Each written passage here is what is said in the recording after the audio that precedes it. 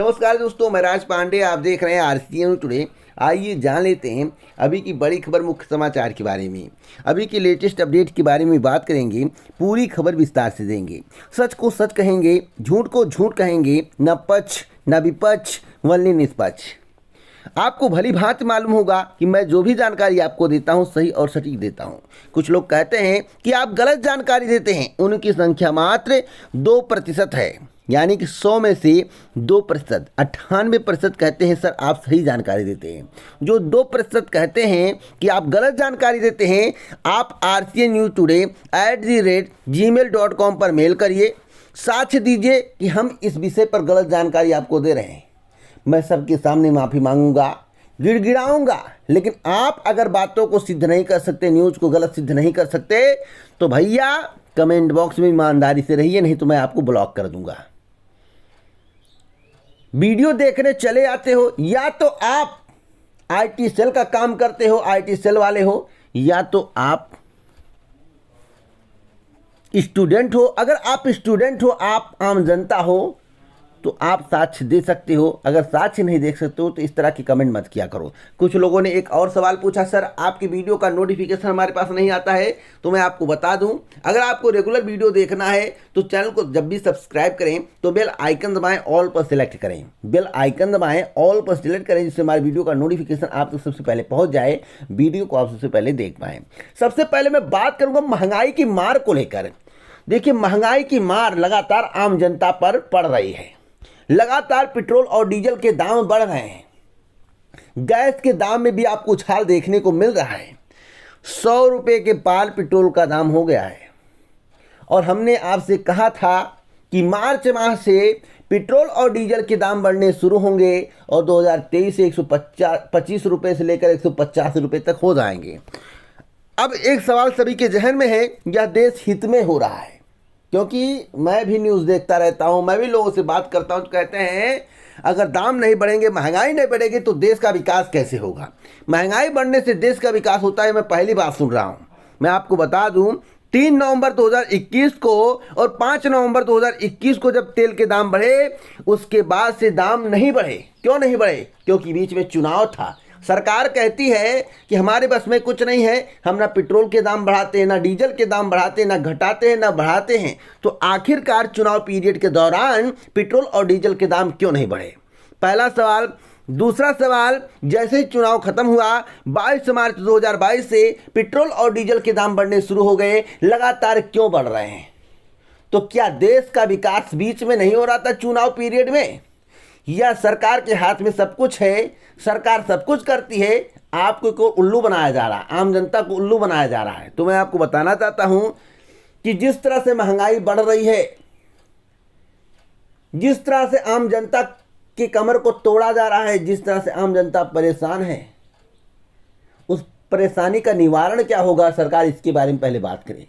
सरकार कहते हैं हम फ्री राशन दे रहे हैं। फ्री राशन आप दे सकते हो, क्या पेट्रोल डीजल के दाम कम नहीं कर सकते हो? गैस के दाम कम नहीं कर सकते हो? आप फ्री राशन देकर क्या करोगे जब सरसों का तेल महंगा, चीनी महंगी, दाल महंगा, सब कुछ महंगा, गैस के दाम आप बढ़ाते चले जा रहे हो? इसका मतलब है आप एक तरफ से दे रहे हो, दूसरी तरफ से ले रहे हो।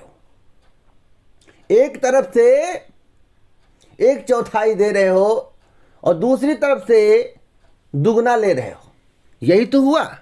तो आप पूरी लिस्ट देख सकते हैं किस किस तारीख को पेट्रोल डीजल के दाम है। 22 मार्च को पेट्रोल के दाम, 23 मार्च को पेट्रोल के दाम, 25 मार्च को पेट्रोल के दाम, 26 मार्च को पेट्रोल के दाम। लगातार पेट्रोल डीजल के दाम बढ़ रहे हैं, लगातार। और मैं आपको बता दूं, हमने आपसे कहा था कि मार्च से लेकर 2023 तक आपको पेट्रोल डीजल के दाम में 20 से 25 रुपये की वृद्धि देखने को मिलेगी। यहाँ तक मुझे जानकारी है कि 125 से लेकर 150 रुपये पेट्रोल डीजल के दाम हो सकते हैं। अगली अपडेट है रोजगार को लेकर। रोजगार पर भी बात कर लेते हैं। जो सरकार रोजगार के बारे में बात करेगी, स्वास्थ्य सेवाओं के बारे में बात करेगी, शिक्षा के बारे में बात करेगी, आम आदमी के मुद्दों के बारे में बात करेगी, इस चैनल के माध्यम से उसी आदमी का नाम लिया जाएगा। और उसी के बारे में बोला जाए, खुलकर बोला जाएगा। विधानसभा में सीएम ने कहा कि देश में पहली बार नौकरी पर केंद्रित बजट पेश किया गया है। दिल्ली का रोजगार बजट युवाओं को उम्मीद देता है, ऐसा केजरीवाल का कहना है। मैं तो कहता हूं 20 लाख रोजगार का वादा 5 साल में किया गया है, नौकरी का वादा 5 साल में किया गया। भैया नौकरी 2 प्रकार के होते हैं, एक रोजगार प्राइवेट सेक्टर और एक गवर्नमेंट सेक्टर। और मैं आपको बता दूं दिल्ली में 20 लाख सरकारी नौकरी हो ही नहीं सकता।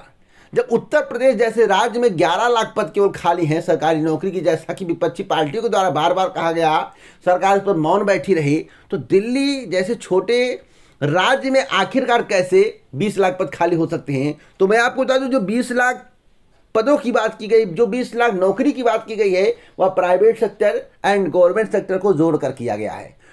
तो 5 साल के कार्यकाल में कुछ सरकारी नौकरियां मिलेंगी, बाकी आपको प्राइवेट सेक्टर में झोंका जाएगा, प्राइवेट सेक्टर में रोजगार दिया जाएगा। जहां कुछ नहीं मिल रहा है वहां कुछ मिल जाए तो बहुत बड़ी बात है। उत्तर प्रदेश में मनरेगा को भी रोजगार की श्रेणी में डाल दिया जाता है और कहा जाता है हमने 2.5 करोड़ 3 करोड़ रोजगार दिए हैं, लेकिन उसका कोई भी डाटा किसी के पास नहीं है। तो दिल्ली सरकार के कदम को मैं सराहता हूं। उत्तर प्रदेश में 11 लाख पद खाली है, अगर उसमें से 7 लाख भर्तियां कर दी जाए तो मैं मान लूंगा उत्तर प्रदेश सरकार ने युवाओं के लिए बहुत कुछ किया, आम जनता के लिए बहुत कुछ किया। एक और महत्वपूर्ण जानकारी दे दूं, आरबीआई का जो दावा है मैं आपको बता दूं, बैंकिंग धोखाधड़ी से देश को हर दिन 100 करोड़ रुपए की चपत हो रही है, यानी कि 100 करोड़ रुपए का नुकसान हो रहा है। सिर्फ 5 राज्यों में 83% मामले, दिल्ली दूसरे स्थान पर है। धोखाधड़ी में लगातार गिरावट। वित्त वर्ष 2015 से 16, 2015 से 16, 2016 से 17, 2019, 2020 से 2021। और मैं आपको बताना चाहता हूं देश को बैंक धोखाधड़ी की वजह से पिछले 7 वर्षों में हर रोज 100 करोड़ रुपए का नुकसान उठाना पड़ रहा है। हालांकि नुकसान इस रकम में साल दर गिरावट आ रही है। अभी आप लोगों ने सुना होगा कि गुजरात के कोई थे, पैसा लेकर फुर्र हो गए।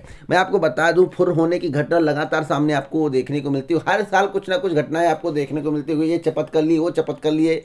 और जितने भी लोग हैं उसमें से ज़्यादातर लोग गुजराती हैं। यह भी आपको अनुभव करने की आवश्यकता है, यह भी आपको अनुभव करने की आवश्यकता है। तो अगर इस तरह की घटनाएं होती रहेंगी तो देश का क्या होगा, मैं खुद नहीं समझ पा रहा हूं, आप क्या समझेंगे। अगली अपडेट है ओएनजीसी को लेकर। सरकार एक और संपत्ति को बेचने की तैयारी कर रही है। मैं आपको बता दूं ओएनजीसी में 1.5% हिस्सा बेच 3,000 करोड़ रुपये जुटाएगी सरकार। खुदरा निवेशकों के लिए 10% हिस्सा आरक्षित। आप लोग कहते हैं कि हमें इससे काम के लिए इतने पैसे की आवश्यकता है और हमें इसे जुटाना है। आप कहते हो नहीं, आपके घर में कोई शादी हो गया, कोई फंक्शन हो गया, कोई काम करवाना पड़ा, कोई ज़मीन लिखवाना पड़ा, तो अगर आपको 25, 30, 40 हज़ार रुपये की आवश्यकता पड़ती तो आप कहाँ से व्यवस्था करते हो?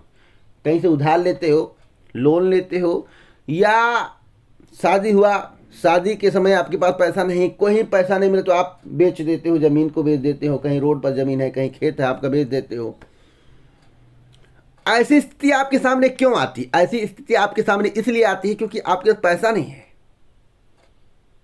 जब आपके परिवार में पैसा नहीं, आपके घर में पैसा नहीं, आपके बैंक में पैसा नहीं, इसका मतलब आपके पास पैसा नहीं, तो तभी तो आप बेचते हो सब कुछ।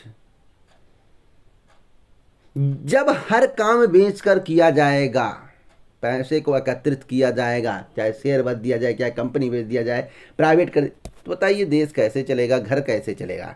आप बेचकर ही सब कुछ करोगे, अपनी बदौलत कुछ नहीं बना पाओगे, तो आखिरकार अपना विकास कैसे करोगे? वही बात है। मैं आपको बता दूं सरकार oil and natural gas corporation में 1.5% यानी कि 1.5% हिस्सा बेचकर 3,000 करोड़ रुपए जुटाएगी। यह पूरी तरह से ऑफर फॉर सेल होगा। इसका इश्यू 30 और 31 मार्च को खुलेगा। सोचिए, आप ही सोचिए कि आपके परिवार में शादी है, आपको पैसे की आवश्यकता है, आपके पास पैसा नहीं है, कोई आपको पैसा देने को भी तैयार नहीं है, तो क्या करोगे? आपके पास जो 2-4 बीघा है उसमें से 2-4 मंडी बेच दोगे, पैसा आ जाएगा, काम चल जाएगा। लेकिन बेचोगे तभी तो आएगा। अब इसी तरह से अगर घर में आपको 10-12 आवश्यकता पड़ गया तो पूरा खेते बेच के समाप्त कर दोगे। कल को आपको पैसे की तंगी हो जाएगी, कल आप भिखारी हो जाओगे, आपको कुछ नहीं मिलेगा। तो आप बातों को समझिए। जब तक आप धन से धन को अर्जित करना नहीं सीखोगे, जब तक आप अपना विकास खुद नहीं करोगे, तब तक कभी जीवन में आप सफल नहीं हो सकते हैं। एक दिन ऐसी स्थिति आ सकती है कि आप कंगाल हो जाओगे, आपके पास कुछ बेचने को नहीं रहेगा, तब क्या करोगे? तब तो लोग भुखमरी के शिकार हो जाएंगे, आपके परिवार में भोजन नहीं आटेगा, खाने के लाले पड़ जाएंगे। तो बातों को समझिएगा मैं क्या कहना चाहता हूँ। अगली अपडेट है, यूपी के विकास में सभी का सहयोग लेंगे, ऐसा उत्तर प्रदेश के मुख्यमंत्री योगी आदित्यनाथ का कहना है। सीएम ने कहा कि सर्वसम्मति से विधानसभा अध्यक्ष का चयन लोकतंत्र की खूबसूरती। तो लोकतंत्र की खूबसूरती यही है कि हर एक वर्ग सभी की सहमति से हो और उसमें कोई वाद विवाद ना हो। कोई बिल पास हो तो सबकी सहमति से पास होना चाहिए और सबसे राय लेना जरूरी है। अगली अपडेट असिस्टेंट प्रोफेसर भर्ती को लेकर है, बहुत ही गुड न्यूज़ है। असिस्टेंट प्रोफेसर की भर्ती आपको देखने को मिलेगी और जिसकी तैयारियां की जा रही हैं, अध्याचन में मांगे जा रहे हैं। अध्याचन ऑनलाइन मांगा जाएगा।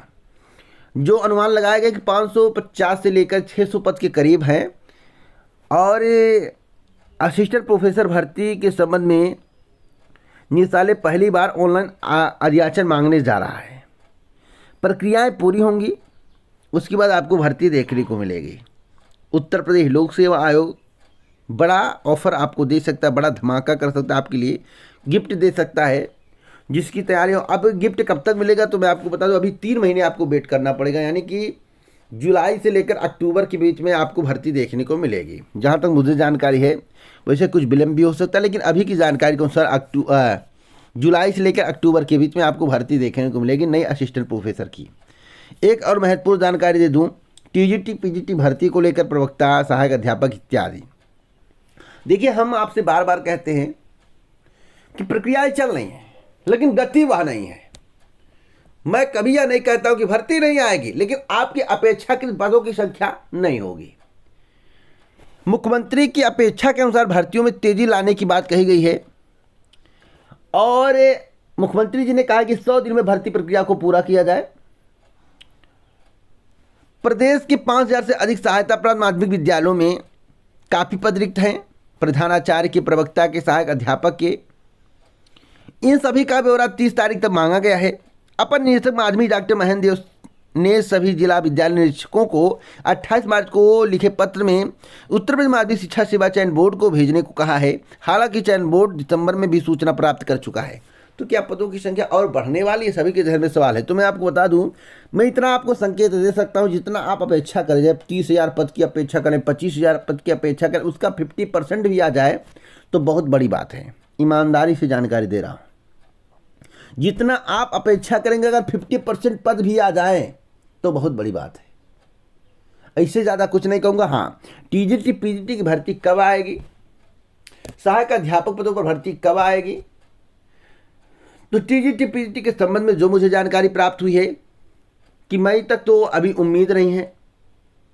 मई के बाद प्रक्रियाएं आगे बढ़ेंगी, हो सकता है विज्ञापन आपको देखने को मिल जाए। सहायक अध्यापक की जहां तक बात है, अप्रैल से प्रक्रिया को आगे बढ़ाया जाएगा, उसके बाद आपको विज्ञापन देखने को मिलेगा। अगर 6800 का मामला सुप्रीम कोर्ट जाता नहीं है, सुप्रीम कोर्ट से कोई निराकरण उसका नहीं होता है, तो 6800 प्लस 17,000 मिलाकर एक भर्ती आपको देखने को मिलेगी। हो सकता है 30,000 तक पहुंच जाए, या तो सरकार के ऊपर निर्भर करता है। तो बातों को अगर आप समझ गए होंगे तो आपको पूरी बात समझ में आ गई हो कि भर्ती कब तक आएगी, कब तक कंप्लीट होगी। एक और महत्वपूर्ण जानकारी दे दूं, बैंकों की हड़ताल से 1200 करोड़ रुपए का लेन देन प्रभावित। आखिरकार बैंकों के द्वारा हड़ताल क्यों किया जा रहा है, बैंक को क्यों बंद किया गया है? अभी हमने एक बताया कि 1.5% बेचने की तैयारी, 3,000 करोड़ रुपये सरकार जुटा रही है। भैया, बैंक का भी प्राइवेट किया जा रहा है, निजीकरण किया जा रहा है। और मैं आपको बता दूं, प्राइवेट करना, निजीकरण कितना अच्छा है आपको भली भांति मालूम होगा। जब सरकार के पास पैसा हो, उसकी सिक्योरिटी ना हो, तो प्राइवेट बैंक में कितनी सिक्योरिटी होगी आप भली भांति मालूम होगा। आपको मुझे बताने की आवश्यकता नहीं है। फिलहाल बैंकों का निजीकरण नहीं होना चाहिए। कर्मचारियों का भविष्य का सवाल है। 60 साल अगर नौकरी करेगा तो भैया उसका जीवन यापन बेहतरीन ढंग से बीत जाता है, अपना जीवन बेहतरीन ढंग से चलाता है, उसे पेंशन भी मिलना चाहिए। अगर प्राइवेट सेक्टर में झोंक दिया जाएगा तो वही हाल होगा कि 10,000 15,000 रुपये पर नौकरी करना पड़ेगा और जब 10,000 से 15,000 पर नौकरी करना पड़ेगा तो कोई शासन प्रशासन का हस्तक्षेप भी नहीं करेगा, क्योंकि निजीकरण मतलब खुद की संपत्ति खुद मैं चला रहा हूँ। मैं कोई दुकान खोल देता हूँ, मैं आपको 10,000 में रखूँ या 15,000 में रखूँ या 5,000 में रखूँ, क्या उसमें कोई हस्तक्षेप करने जाएगा? या तो मेरी जिम्मेदारी बनती है, मेरी लाइबिलिटी बनती है कि मैं आपको किस आधार पर किस तरह से रखूँगा।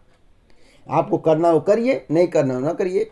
मैं आपको 2 साल में निकाल सकता हूँ, 1 साल में निकाल सकता हूँ, 2 दिन में निकाल सकता हूँ, कोई बोलने को तैयार नहीं होगा कि आपने क्यों निकाला। भैया मेरा है, मैंने इसे खरीदा है, मेरी संपत्ति है। तो निजीकरण के विरोध में कर्मचारी हैं और कर्मचारी कह रहे हैं कि बैंकों का निजीकरण ना किया जाए। तो क्या बैंकों का निजीकरण होना चाहिए? आप लोग कमेंट बॉक्स में बताइएगा। और मैं आपको बता दूं, मंगलवार को राजा महेंद्र प्रताप सिंह पार्क में बैंक अधिकारी और कर्मचारियों ने केंद्र सरकार के खिलाफ जमकर नारेबाजी की। कई ऐसे बैंक हैं, बेच दिया जा रहा है, बंद कर दिया जा रहा है, क्या क्या हो रहा है मैं कुछ नहीं समझ पा रहा हूँ। चलिए, अभी इसका समस्या का समाधान कब तक होगा इस समय इसके बारे में मैं कुछ नहीं कर सकता। प्रदर्शन से कुछ नहीं होता। चुनाव होता है तो कुछ लाभ मिल जाते हैं, चुनाव नहीं होता तो कुछ भी लाभ नहीं मिलता है। एक और महत्वपूर्ण जानकारी देता हूँ मैं आपको, यूपी SSSC की भर्ती को लेकर आज मैं आपको ग्राम विकास अधिकारी और लेखपाल भर्ती के संबंध में जानकारी दूंगा। तो आप हमारे साथ बने रहे इसी प्रकार की ऑथेंटिक जानकारी के लिए। जय हिंद, जय भारत, नमस्कार।